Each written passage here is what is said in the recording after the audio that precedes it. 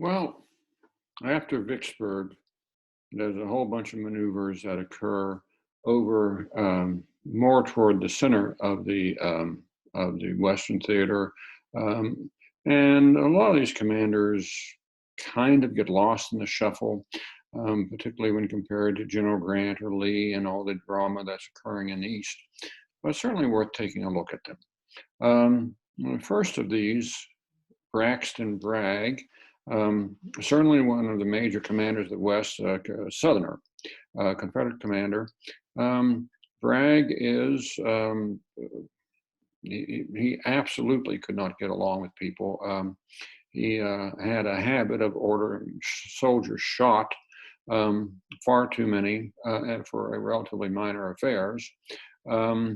And so his subordinates loathed him, and he loathed them, and should never have been put in command. But he was a good friend of the president of the Confederacy, Jefferson Davis, and so Braxton Bragg ends up commanding, and he commands for a very long time. Does not win many battles, but continues to command. And in fact, one of the things that happens is he gets a great opportunity to destroy a major Northern army, if only his commanders, if only his sub-commanders will listen to him. He gives them orders, and they don't obey him because they can't stand him. Should never have been in command, and when in command, he should have been removed far faster than he was. But there he is. Rosecrans on the northern side, an interesting guy, Catholic, in an era which didn't see many Catholic commanders, didn't see many Catholics, period, in America in those days. But liked to argue theology with his staff, very innovative, a man who believed in maneuver rather than fighting, and actually did a pretty good job of it. He's going to make one serious mistake, which we'll talk about in just a second, and it's going to cost him his job. But he's a superb commander in many ways. Is he in the same level with Grant or Lee? And the answer is no. But that doesn't make him any less. He was a capable commander, and as I say, a man who was very innovative in terms of maneuvering and sending troops to places where people were not expecting troops to appear. Very competent, very capable, and has a really bad moment.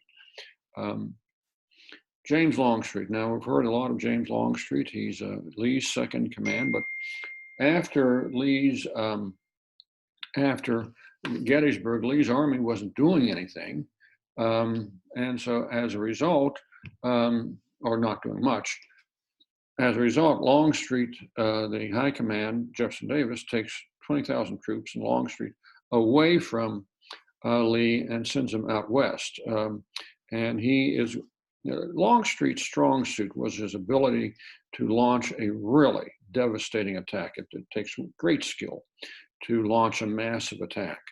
You got to get, thousands and thousands and thousands of soldiers all moving in the same direction and in coordination with each other. Longstreet was very skilled, one of the best in the war. And at the Battle of Chickamauga, some battle you all probably have never heard of, but at the Battle of Chickamauga, he's going to launch an attack which is just going to be devastating and blow a hole, as wide as the state of Rhode Island in the Northern Army.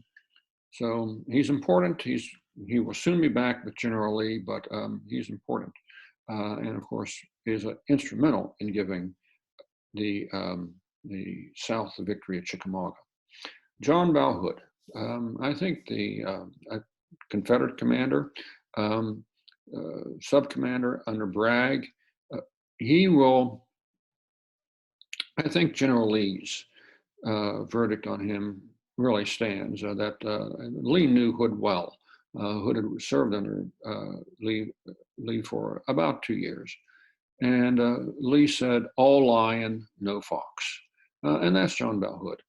Hood, late in the war, is going to be given command of the Western Army for the South, and he's basically going to destroy it by essentially ordering some charges that I guess were supposed to test the manhood of his soldiers. Well, what they tested was bullets. how many they could absorb, and he basically destroys the Western Army of the Confederacy. So probably should, well, definitely should never have been a commanding officer. George Thomas, the so-called Rock of Chickamauga, northern soldier, northern general. He is going to, at the end of the battle, he is at the end of Chickamauga, where the Northern Army is fleeing the battlefield. He's going to organize a defense on a place called Snodgrass Hill, and he's going to stand there with his troops and fight it out with the Confederates and shield the Northern Army's retreat. Quite a job. Late in the war, he's going to destroy John Bell Hood's army at Nashville. I suppose George Thomas's only real flaw is that he didn't like to move until everything was perfect, which in military world never happens. But he was a superb commander who could inspire his men and who could do good things. And this is where Rosecrans makes his bad choices, because while Thomas is fighting to save the Union Army on Snodgrass Hill, quite understandably, Rosecrans goes to Chattanooga, where he tries to organize, because this is where the Northern Army is going to be retreating to. Rosecrans' biographer says that Rosecrans should have been with Thomas. And I suppose from a political point of view, he should have been. And it's going to cost Rosecrans his job. Thomas is eventually going to be one of the commanders who, as I say, breaks the South right at the end. And of course, the great Ulysses S. Grant.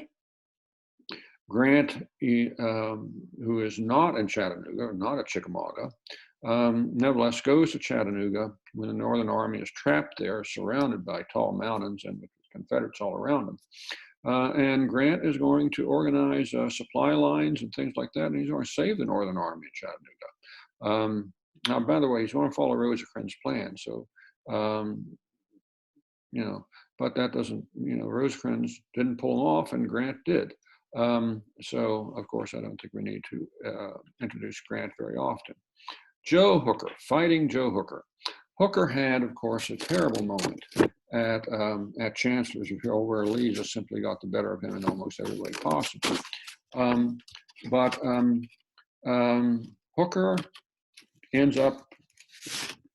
is reassigned to the Western Theater, takes out a number of soldiers, and he attacks a position near Chattanooga. It's called the Battle in the Clouds, which I would have bet 100-1 could not have been taken. And Hooker managed to do precisely that. Hooker's only real problem was that he was a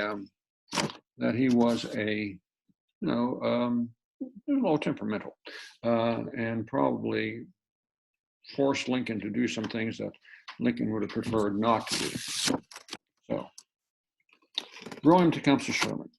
In my opinion, the most modern general in the Civil War, certainly anticipated broad scale, kind of Eisenhower kind of plans to destroy the ability of the South, not just to fight, but to make war. I mean, there's a difference between the two of them. And so as a result, Sherman gets his, Sherman, he's going to have a special place. The South is going to hate him. When I was growing up, you could still see what Sherman did to the South in the 1950s and 1960s. You could still see damage from how Sherman decided to end the war by destroying the South's ability to make war. Important figure, one of the most important figures in the entire war. Well, and finally, Joseph Johnston, Sherman's great opponent in the battle for Atlanta, one of the great defensive strategists of the war. Was he in Sherman's league? I don't think so, but he was certainly very capable. You could make an argument that he was a better general than Lee. I think, who knows? Because of his injuries, he was not in the battlefield as much as Lee was, or Grant was, or the others. He was injured, of course, right before the 7 Days battle.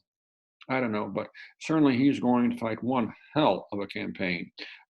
He doesn't have nearly the number of troops that Sherman has, but he's still going to hold Sherman off and hold him off and hold him off, when probably that shouldn't have been possible. Well, Anyway, everybody out there, stay safe, stay healthy, and I hope we meet again when this is all over. Take care.